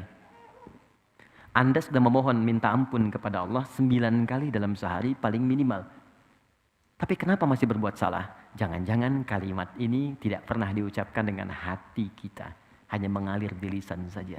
Karena itu setiap kali sholat, muncul zuhur, coba kenali apa maksiat yang kerjakan dari subuh sampai zuhur. Sehingga kita bisa sesali. Zuhur ke asar, apa yang salah? Evaluasi, kita sesali. Sampai ke isya. Kalau sampai isya benar kita istighfarnya, maka tidurnya tenang. Boleh jadi malam itu adalah malam terakhir kita terbaring di muka bumi untuk berpindah kepada alam lain dengan ketenangan yang lebih daripada sebelumnya. Dengan bawaan ampunan Allah Subhanahu wa taala. Itulah duduk di antara 2 sujud. Pertanyaannya, setelah duduk di antara 2 sujud, apa yang dikerjakan? Sujud lagi kan? Nah, kenapa kemudian sujud lagi? Apa bacaannya? Kenapa mesti 2 kali? Itu yang akan kita bahas di pertemuan berikutnya insyaallah. Ya, sekarang kita diskusi dulu. Kita ada waktu 10 menit menuju zuhur. Ya, kurang lebih. Saya perkenankan teman-teman kalau ada yang ingin bertanya atau kita berdiskusi, saya sampaikan. Silakan. Gini, sebentar. Kalau sifatnya privasi, nggak usah sebut nama, dibuat umum saja. Kalau masalahnya umum, silahkan share. Jelas ya? Supaya kita bisa menjaga privasi Anda dengan baik. Bismillahirrahmanirrahim teman-teman, Masya Allah ini tema hari ini ya, jelek banget ya. Untuk teman-teman yang mau bertanya, kita kasih kesempatan dulu untuk yang mungkin baru pertama kali hadir ya. Mungkin, monggo silakan Mas. Monggo dari Ahwat. Ada yang mau bertanya? Ada? Oh ya, gantiannya. Ada mic lagi nggak? Ada. Oke. Monggo silakan Mas. Assalamualaikum Ustadz. Waalaikumsalam warahmatullahi wabarakatuh. Tadi kan cara bersujud kan katanya tangan itu harus agak terbuka. Bagaimana di saat sholat jamaah kan kita kan agak Mepet ya? terbatas gitu ruangnya. Itu aja. Baik. Ya, ini dari Mas siapa Mas? Farah. Mas Farah. Baik, pertama saya langsung jawab saja ya. Farah itu artinya orang yang bahagia. Dari kata fariha, ya. Dan itu diikat oleh Allah kebahagiaan itu dengan ketaatan. Jadi kalau ingin bahagia hakiki maka Anda tingkatkan ketaatan pada Allah Subhanahu wa taala. Farah itu kalau sudah mengikat dengan ketaatan maka berubah nama jadi falah. Falahun. Falah itu artinya hasil dari kebahagiaan setelah menunaikan ibadah. Makanya ketika Anda sholat panggilannya hayya 'alas shalah, hayya 'alal falah. Baik, semoga Anda dapatkan itu. Pertanyaan Anda kenapa kemudian saat sujud tangannya mesti sedikit terbuka bagian siku padahal berjamaah kita itu boleh jadi kemudian dekat. Sebetulnya kalau semua orang caranya benar nggak akan kesulitan. Buktinya saat Anda takbir biasa saja. Jadi kalau semua orang caranya benar, kan Nabi itu sederhana. Ketika Anda sujud, lebar tangannya selebar takbir. Dilakukan tangan caranya ketika sujud selebar takbir. Jadi takbir ini kan begini, bukan begini. Ya kan? Begini kan? Takbir begini, bisa di bahu, bisa sejajar dengan daun telinga. Dan ini ketika sujud tidak ada yang berubah. Segini saja. Di ketika takbir kan begini, tangan dibuka kan? Ya kan? Allahu Akbar. Ya kan? Tangan di sini kan? Oke? Baik. Bagi yang perempuan, sama, tidak ada beda dengan laki-laki. Cuman di kalangan Asy-Syafi'iyah, ada yang berpendapat perempuan, sedikit rapatkan begini, kapan fatwa itu muncul? Dalam kondisi ketika kain yang dia gunakan menutup secara terbatas. Karena dulu nggak seperti sekarang, ada mukena macam-macam. Makanya ketika dibuka begini, tersingkap sebagian kainnya. Karena itu dirapatkan seperti ini. Tapi dalam sujud, sepakat itu kemudian dibuka seperti ini. Dibuka yang dimaksudkan bukan dibuka berlebihan seperti ini, tidak. Apalagi begini, tidak. Jadi dibuka standar saat takbir begini. Supaya ada ruang untuk bernafas dan tangan tidak menutup ke sini. Apa prinsipnya? Sebab kalau prinsipnya tangan itu dirapatkan seperti ini, kemudian dibawa ke sujud, maka ini akan menutup diafragma yang menghambat kita bernafas dengan sempurna. Sudah posisi sujud darah berkumpul di otak, nafas kemudian ditarik, makanya ketika bangun kan ada terengah-engah. Karena semua darah diarahkan ke otak. Ini ditutup begini. Makanya ketika ada orang yang menutup, Nabi langsung marah. Jangan lakukan. Buka. Kalau bisa anak kambing bisa lewat, kata Nabi. Itu di zaman Nabi. Karena itu bukan berarti ketika Anda sujud, membuka berlebihan begini, tidak. Yang dimaksudkan buka saja sedikit, ya kan? Sampai terbuka sehingga kita bisa bernafas dengan baik, itu maksudnya. Jelas ya? Baik. Jadi ini disamakan dulu persepsinya. Kalau semuanya agak beda-beda, ada yang begini, ya itu jadi masalah, ya kan? Jadi poinnya seperti tadi ya. Allah Ta'ala a'lam bissawab. Ada yang selain? Silakan Fadl dari teman-teman Afwad. Assalamualaikum warahmatullahi wabarakatuh. Assalamualaikum warahmatullahi wabarakatuh. Ustadz, saya mau nanya apakah niat itu harus dilafalkan atau enggak? Baik. Kalau niat wudhu itu harus dilafalkan apa enggak? Dan kalau misalnya wudhunya di dalam kamar mandi kan kita nggak boleh mengucapkan kalimat Allah. Itu bagaimana Ustadz? Baik. Pertama ada niat, yang kedua ada pelafazan. Allah barik fik. Baik, niat itu pekerjaan hati. Al-Imam Syafi'i mengatakan an-niyatu mahalluha fil qalbi, muqtarinan bit takbir. Niat itu adanya di tempatnya di hati dan bersamaan dengan takbir. Jadi ketika kita bertakbir dalam sholat misalnya Allahu Akbar, begitu mengucapkan Allah, hati kita menunjukkan, ya Allah saya akan sholat zuhur 4 rakaat. Ya Allah saya akan sholat subuh 2 rakaat. Bahasa Arabnya usalli fardhu zuhri 4 rakaat, usalli fardhu subhi rakaatin. Jadi begitu tangan bertakbir, lisan mengucapkan Allahu Akbar, hati berniat. Jelas sampai sini? Nah, kalau itu kemudian dilafadzkan, maka lafadz itu sesungguhnya bukan niat, tapi lafadz itu kalimat yang diucapkan untuk menguatkan niat. Apa di antara contoh ibadahnya? Haji dan umrah. Ketika haji dan umrah, itu niatnya diucapkan. Talaffudz bin niat untuk menguatkan niat.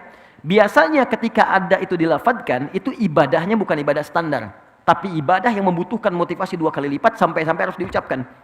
Itu cuma di Islam tuh. Jadi kalau Anda sedang mengalami goncangan yang kuat, untuk mengatasi keraguan kegelisahan kita, maka keluarkan lewat ucapan. Saya yakin bisa. Masalah ini tuntas. Itu teorinya di Islam. Katakan. Makanya sering di Quran tuh kul, katakan. Ekspresikan, tuliskan. Itu di kita. Yang pakai sekarang orang Jepang. Kamu bisa. Ada benteng Takeshi dulu kan?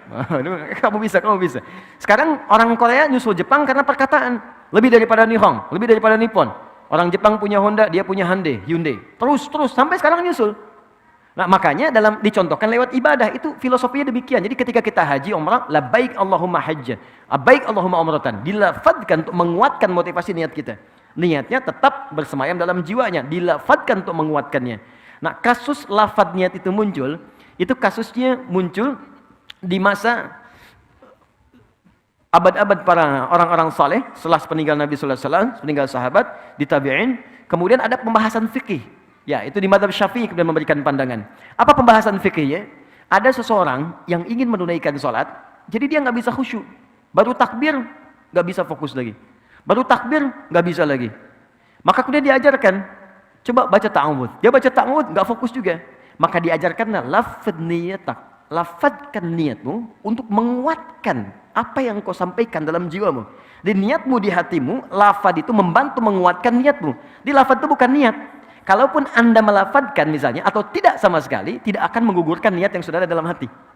Jadi kalau Anda nggak lafadzkan pun, atau dilafadzkan, itu bukan syarat sholat. Jadi dalam kasus ketika Anda ragu, ya, Anda khawatir gelisah, lafadzkan untuk menguatkan niat. Tapi kalau nggak ada misalnya sama sekali kegelisahan, nggak harus dilafadzkan, silahkan.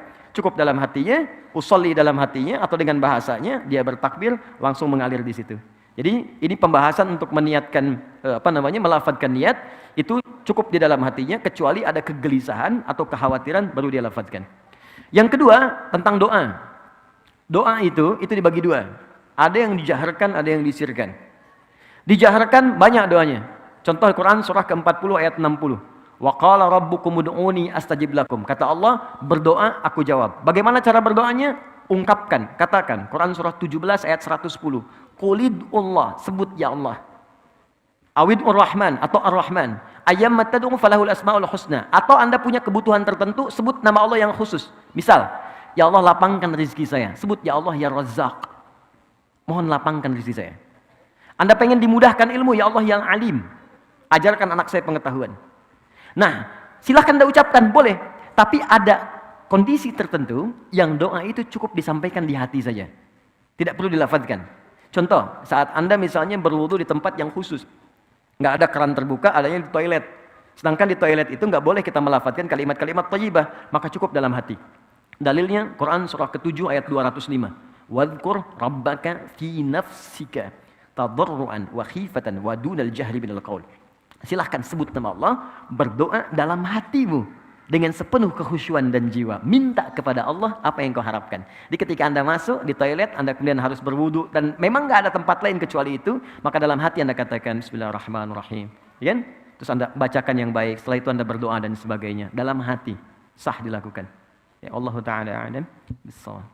Ya, Masya Allah. Doa dalam hati ini banyak yang jomblo sering lakukan ya. Teman-teman, ada lagi? Iwan dulu, siapa? Mau banyak, banyak yang punya pertanyaan nih kayak di sini. Oke. Coba, mau kirim dulu, silakan. Boleh. Boleh nggak? Boleh, boleh. Ya, terima kasih pertanyaannya. Kita pindah. Belum. Belum. Ya, Assalamualaikum Ustaz. Assalamualaikum. Saya mau tanya kalau kita lagi sholat kan suka nggak khusyuk, apalagi kalau jadi... Mungkin antum ya, saya nggak Iya, ikutan. saya Ustaz. Oke. Saya kalau sholat suka nggak khusyuk Ustaz. Oke. Apalagi kalau berjamaah, kadang bacaannya udah selesai duluan sebelum imam selesai. Terus kadang suka mikir yang aneh-aneh. Terus saya pernah dengar caranya itu kalau nggak salah mengucapkan a'udzubillahi minasyaitonirrajim terus kayak meludah 3 kali ke sebelah kiri Ustaz. Itu Terus istri sholat di kiri. enggak. Maksudnya ngeludahnya bukan yang gitu Ustaz. Nah itu saya pernah dengar, apakah benar atau bagaimana caranya kalau kita lagi nggak khusyuk pas lagi sholat Ustaz? Apakah kalau diulang lagi dari awal? Kan nggak mungkin Ustaz karena lagi jamaah. Baik. Terima kasih. Lu sholat di mana? Di masjid Pak. Gue gak bakal ikutan. Baik, jadi fikih sholat dijawab dengan hadis tentang sholat. Muamalah dijawab dengan dalil tentang muamalah. Jangan masalah sholat dijawab pakai dalil zakat. Masalah zakat dijawab pakai dalil sholat. Itu tidak akan nyambung, walaupun kadang-kadang kelihatan serupa. Jika ada kondisi dalam sholat yang membuat kita merasa seakan berubah dari kekhusyuan, maka ada tips langsung disampaikan oleh Allah dalam Al-Quran. Tipsnya di Quran surah kedua Al-Baqarah ayat 45-46. Kata Allah, wasta'inu bis-sabri was-salah wa innaha lakabiratun illa 'alal khashi'in. Jika Anda punya persoalan dalam hidup, maka terima dengan sabar. Karena bukan Anda saja yang punya masalah, kata Allah. Semua orang punya persoalan. Bahkan Nabi pun punya masalah. Anda sakit, Nabi Ayub sakit. Anda dijahili orang, bahkan Nabi Yunus dilemparkan dari perahunya sampai ditelan ikan paus. Anda dilempari orang dengan kata-kata dicela, dihina, Nabi Muhammad dilempar pakai batu. Jadi kalau Nabi aja sabar, Anda yang bukan Nabi kenapa nggak sabar, kata Allah. Maka terima dengan sabar. Lalu minta solusi lewat sholat. Jangan didiamkan persoalan. Curhatkan, keluarkan. Didiamkan malah menambah penyakit. Curhat terbaik itu dengan Allah. Minta solusi. Karena Allah yang paling dipercaya. Manusia bisa mengingkari, Allah tidak. Maka ayo bicara. Kata Allah, bicara padaku. Punya masalah apa? Maka diminta kita untuk menyampaikan apa yang kita ingin keluhkan. Maka kita sholat. Tapi ingat kata Allah, wa innaha lakabiratun. Sungguh sholat itu tidak mudah dikerjakan. Bayangkan ya teman-teman, di situ ada sabar, ada sholat. Sabar saja itu tidak mudah. Tapi ketika sabar disandingkan dengan sholat, itu sabar itu nomor 2. Sholat paling tinggi dan sholat itu nggak mudah dilakukan kata Allah. Illa 'alal khashi'in, kecuali bagi orang khusyuk. Nah sekarang kita tanya, bagaimana cara khusyuk ya Allah supaya sholatnya enak? Ayat 46 ya. 1, alladzina yadhunnuna annahum mulaqu rabbihim. Orang sholat kalau ingin khusyuk, maka persiapannya dimulai sejak sebelum dia sholat. Di khusyuk itu ternyata tahap pertamanya bukan saat sholat, tapi sebelum sholat. Apa ciri pertamanya? Pertamanya dia masih ingat, punya kerinduan untuk sholat. Dia ada rasa, ingat tentang sholat. Misalnya sekarang nih, kayaknya udah dekat duhur tuh. Itu Anda sudah membayangkan begitu aja, udah disebut mendapatkan tahap pertama dari khusyuk. Ini berbahagialah kalau dalam keseharian kita masih ingat sholat. Artinya tahap pertamanya kita dapat, tinggal step selanjutnya kita ikuti. Yang paling bahaya itu kalau sudah nggak ingat dan nggak peduli dengan sholat. Jadi kalau masih ada gambaran kita masih ingat untuk sholat, bahkan mengingat apa yang belum kita kerjakan, asar jam berapa nanti ya, maghrib jam berapa ya, itu tandanya kehusuannya meningkat. Step keduanya, kata Allah, dia menyiapkan pertemuan denganku. Yadhunnuna annahum mulaqu rabbihim. Dia menduga dengan kuat, bersiap akan berjumpa denganku. Oke, Mas Harun misalnya, saya ingin tanyakan begini. Saya panggil Harun boleh ya? Oke. Temannya Musa. Jadi Maryam, namanya Maryam, tapi disebut ukhta Harun, saudaranya Harun, ya kan, di dalam Al-Quran. Kenapa? Karena Harun itu partner pada kebaikan. Musa itu orang baik, maka Harun disebut partner orang baik. Jadi di dalam bahasa Arab itu, kalau Anda ingin menyebut orang yang ingin dekat dengan orang baik, disebut Harun namanya. Ya, Nggak pakai oh Harun, tidak, Harun. Ya, Harun. Jadi kalau ada orang Arab bilang gini, hey Harun misalnya kan, atau ya ukhta Harun, itu artinya, kamu tuh kayaknya baik deh gitu, kamu orang baik. Maka ketika saya panggil Mas Harun ya, maksud saya mudah-mudahan Anda jadi orang baik gitu kan. Nggak cukup dengan amin, cari dulu orang baik. Oke, jadi gini, saya ingin kembalikan, Anda misalnya ingin menghadap kepada pimpinan, oke? Diundang oleh Pak Gubernur, Pak Anies ngundang Anda misalnya ke balai kota, pakai pakaian begini atau ganti? Gini aja, karena Anda melihat itu baik. Kalau Anda merubahnya dengan kaos, itu mustahil. Anda akan cari yang paling baik, yang bisa Anda katakan ini layak untuk dipakai. Anda menghadap orang saja, Anda diundang dalam resepsi, Anda cari yang paling bagus. Sekarang Allah mengundang Anda 5 kali dalam sehari. Dan memberikan bahkan apa yang tidak Anda mintakan. Saya mohon maaf ya, mohon maaf. Orang yang mengundang Anda belum tentu menyelesaikan masalah Anda. Ini Allah sebelum mengundang kita, udah menanya, meminta pada kita, kamu punya masalah apa? Ayo mintakan padaku.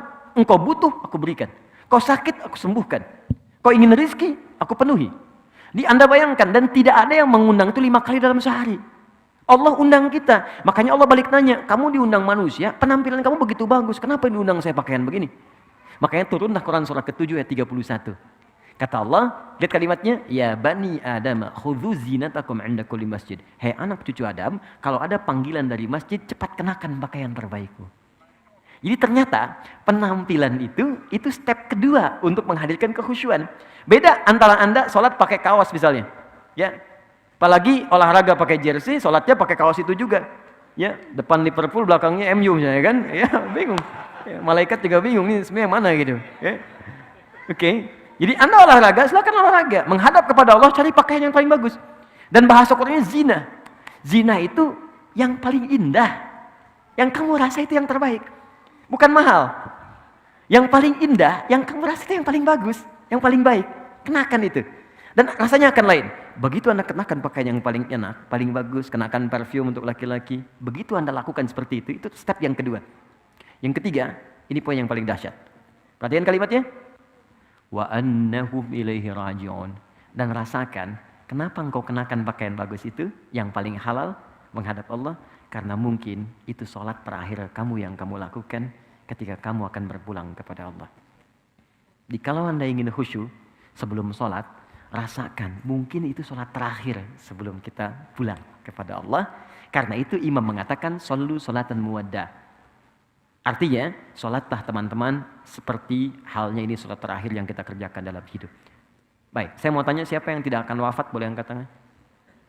Oke, jadi semua wafat. Siapa yang tahu kapan wafatnya? Tidak ada yang tahu. Mungkin hari ini terjadi? Mungkin. Kenapa ringan sekali lisannya mengatakan itu? Yang paling indah, ketika kita sujud, disitulah maut menjemput. Itu yang paling indah. Maka kata Allah, kita nggak tahu kapan kita wafat, maka bayangkan saat sholat, mungkin itu sholat terakhir yang kita lakukan sebelum kita wafat. Dan biasanya, maaf ya, orang-orang soleh itu sebelum meninggal, itu suka dikasih petunjuk oleh Allah. Kullu nafsin dha'iqatul maut. Setiap orang wafat akan merasakan maut. Tapi tidak setiap yang merasakan maut punya persiapan untuk menghadapi maut. Saya bagi yang terakhir kisahnya. Saya kedatangan tamunya, namanya Pak Maliki. Beliau punya istri sangat soleha, Masya Allah. Dan saya sangat menyayangi keluarga ini. Tinggal di daerah, sekarang jadi petani. Tadinya guru, Bu. Punya anak di kampus. Anaknya memutuskan untuk berhenti kuliah. Untuk berbakti pada ibunya. Ibunya kena diabetes.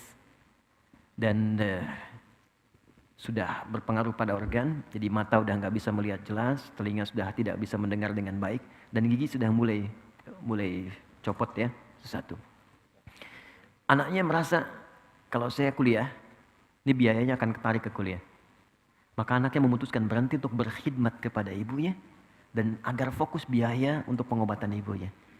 Dan hanya berpikir, ini ibu sudah melahirkan saya, mengandung saya, maka ini saatnya saya berbakti kepada orang tua. Ini keluarga sangat soleh. Tapi Ibu Maliki ini kisah nyata, dan saya pernah bertemu keluarga ini. Dan baru beberapa pekan lalu, suami ini datang ke Bekasi dan menginap ikut kajian. Dan Masya Allah, ibu ini tidak pernah mendengar kajian sampai ke telinga beliau, kecuali pasti ingin minta diantar oleh suaminya datang. Ini ahli majelis taklim. Walaupun dalam keadaan sulit akan minta digendong. Pak tolong antarkan, Pak tolong antarkan. Antar pakai motor dan sebagainya. Tapi apa yang terjadi? Senin saya ditelepon, saya masih ingat dulu saya pulang dari Tripoli, ditelepon sore-sore. Tiba-tiba sembuh. Sembuh teman-teman. Jadi Masya Allah, dan dalam sembuhnya beliau datang ke kamarnya, ini kisah nyata. Dia beliau dibuka lemarinya, terus cari pakaian paling bagus. Dipakai oleh beliau dandan gitu. Udah gitu masuk ke ruangan tengah dipanggil anak-anaknya dengan suaminya. Pas sini, nak sini datang gitu kan. Masih kaget gak bisa tanya, kok bisa seketika gitu. Sehat, sembuh, datang. Terus minta bikinkan susu katanya. Dibuatkan susu. Dibikinkan duduk semua, tengah, duduk. Kemudian minta pada anaknya untuk dibacakan Al-Quran. Nak coba baca Quran deh. Anaknya baca. Allahu Akbar, saat baca semua masih heran, masih menikmati bacaan. Tiba-tiba tangan yang menggenggam anak dan suami itu menjadi kaku. Ternyata saat dibacakan Quran itu, beliau sudah pulang menghadap kepada Allah Subhanahu wa taala. Wafat dengan dibuatkan minuman air susu oleh anak yang pernah disusuinya. Dan wafat diantarkan dengan bacaan Al-Quran pada anak yang pernah dididiknya. Dan wafat dalam keadaan mengenakan pakaian terbaiknya yang paling halal yang ia miliki untuk menghadap Allah Subhanahu wa taala. Karena itu Allah katakan, kamu kenakan pakaian paling bagus ketika berjumpa denganku. Karena itu mungkin saat terakhir engkau hidup di dunia menjadi hamba dariku. Maka dari itu saya ingin katakan, kalau ingin khusyuk, ingat-ingatlah satu saat kita pulang. Yang terakhir kata Al-Quran, berusaha memahami apa yang kita bacakan dalam sholat. Supaya pikiran kita tidak liar. Itu ada di Quran surah ke-29 ayat ke-45. Utslu ma uhya ilaika minal kitab wa aqimis sholat. Sebelum sholat kata Allah, bacakan dulu. Bacaan-bacaan sholat, pelajari sampai paham. Setelah paham, kerjakan. Mulut berbicara Allahu Akbar, pikiran menerjemahkan Allah Maha Besar, hati meresapi Allah, aku berikrar engkau yang Maha Besar. Kenapa aku merasa sombong pada orang lain? Aku merasa tinggi dibanding orang lain. Aku merasa hebat dibanding yang lain. Maka Anda rendahkan diri Anda di situ. Kalau pikiran kita otomatis menerjemahkan, maka dia tidak akan liar. Tidak akan terjadi lisan Allahu Akbar, pikiran mencari kunci, pikiran membalas WA dan sebagainya. Mustahil. Karena semua terfokus untuk menghadirkan keagungan Allah Subhanahu wa taala.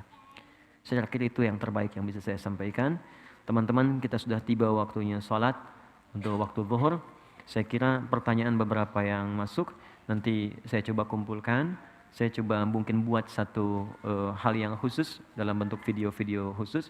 Mungkin saya tandai ini dari musyawarah, jadi nanti saya kirimkan via teman-teman, Mas Dimas atau Mas Ari.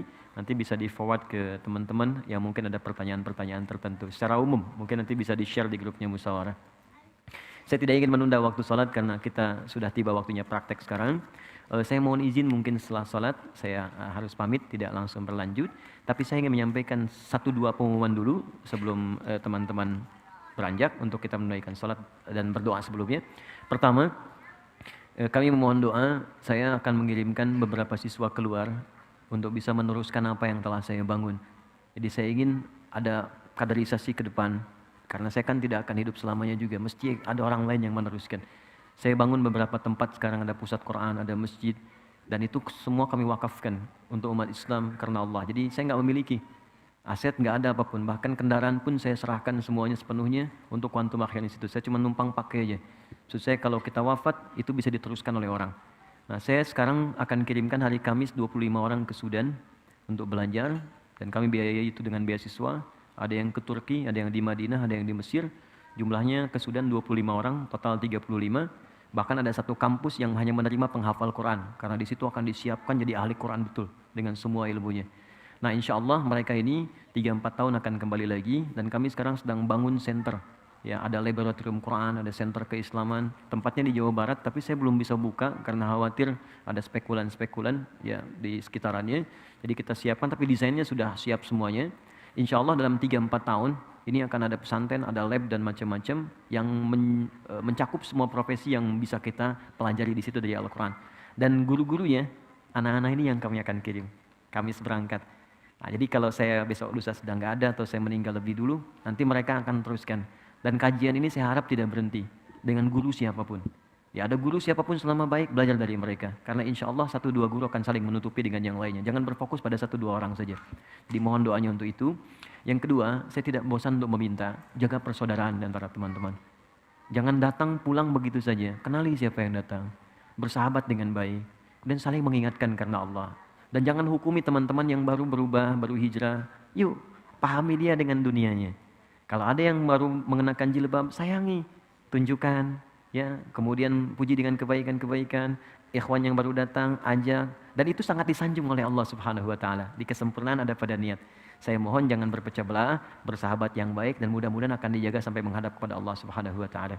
Dan yang terakhir, teman-teman, nanti insya Allah Desember kita ada wisuda akbar untuk penghafal Quran.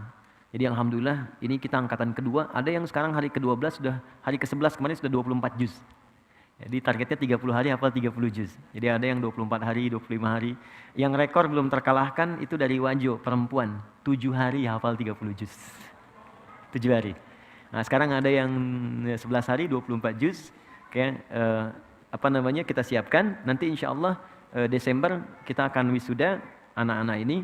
Dan kalau teman-teman ada waktu silahkan bergabung. Karena di antara mereka ada yang ibu usia 64 tahun. Ya, kemarin ada ibu-ibu 40 tahun 78 hari, ya. Dan alhamdulillah mudah-mudahan maksimal. Nanti kalau teman-teman ada waktu silahkan kita bisa nikmati bagaimana mereka bisa share dengan nilai-nilai kebaikan. Kita berdoa, semoga doa kita dikabulkan oleh Allah dan mudah-mudahan apa yang kita dapatkan bisa diamalkan dalam kesempatan kali ini. Alhamdulillahi Rabbil Alamin, Ar-Rahmanir Rahim, Maliki Yawmiddin, Iyyaka na'budu wa iyyaka nasta'in, ihdinas siratal mustaqim, siratal ladzina an'amta 'alaihim, ghairil maghdubi 'alaihim waladdallin. Allahumma rabbana la tada' lana fi maqamina hadha wa fi kulli maqamin dhanban illa ghafarta. Ya Allah kami mohon ya Allah, kami mengakui kami tidak sempurna, banyak berbuat kesalahan dan dosa. Jika ada satu pun hamba-Mu di tempat ini yang datang dengan lumuran dosa, kami mohon ya Allah dengan keikhlasan amalnya, jangan biarkan dia meninggalkan ruangan ini kecuali Engkau telah ampuni seluruh dosa-dosanya. Allahumma wala hamman illa farajtah. Ya Allah kami manusia biasa yang mungkin gelisah dalam kehidupan. Maka kami mohon kepadamu, jika ada satupun hamba-Mu berada di ruangan ini yang tengah merasa gelisah dalam jiwanya, jangan biarkan dia meninggalkan tempat ini kecuali Engkau telah tenangkan keadaan hatinya. Allahumma wala asiran illa yassartah. Ya Allah kami mohon, jika ada siapapun hamba-Mu yang tengah mengalami kesulitan saat ini, sulit di rumah tangganya, pekerjaannya, atau kehidupan sosialnya, maka mohon dengan sifat kasih dan sayang-Mu, mohon angkat dan ringankan segala persoalan hidupnya ya Arhamar Rahimin. Allahumma wala maridan illa syafaitah. Duhai Allah, jika ada yang Kau uji dengan penyakit seberat apapun, dekat ataupun jauh, keluarga ataupun tetangga, mohon angkat dan sembuhkan penyakitnya ya Rabbal Alamin. Allahumma hdina wa wafiqna fi kulli a'malina, asli ahwalana nuqarriba ilaik ya Rabbal Alamin. Ya Allah, mohon ya Allah, kami ingin berubah menjadi lebih baik. Beri kesempatan kami untuk menjadi lebih baik dalam pandangan-Mu. Kami mohon ya Allah, bimbing kami, berikan kami hidayah. Jadikan hidup kami lebih baik daripada hari-hari sebelumnya. Tawaffana muslimin wa alhaqna bis-salihin. Ya Allah, kami sadar kami akan wafat. Maka kami mohon ya Rabb, jangan sampai kami wafat kecuali menjadi hamba yang patuh kepada-Mu. Allah, jangan wafatkan kami dalam keadaan bermaksiat. Allahumma tubna ilaika taubatan nasuha. Ya Allah, kami mohon, kami ingin bertobat kepada-Mu dengan tobat yang benar. Mohon bimbing kepada kami, tunjukkan bagaimana cara kami bertobat dengan baik ya Arhamar Rahimin. Jauhkan kami dari pengaruh-pengaruh keburukan yang bisa merusak tobat kami di hadapan-Mu ya Rabb. Allahumma ya Arhamar Rahimin, idza kana hunalika al-asad min jiwarina wa ailatina min aqribina wa ashabina idhim liyatubu ilaik ya Rabbal Alamin. Ya Allah, kami mohon jika ada kerabat kami, teman kami yang kami sayangi, keluarga kami, tetangga kami jauh atau dekat, kami mohon ya Allah, jika mereka masih jauh dari-Mu dan senang berbuat maksiat, mohon mereka kawan kami, mereka keluarga kami, jangan pisahkan kami di akhirat ya Allah. Bimbing mereka untuk bertobat sebelum mereka wafat ya Arhamar Rahimin. Sadarkan bahwa mereka akan berpulang kepada-Mu ya Rabbal Alamin.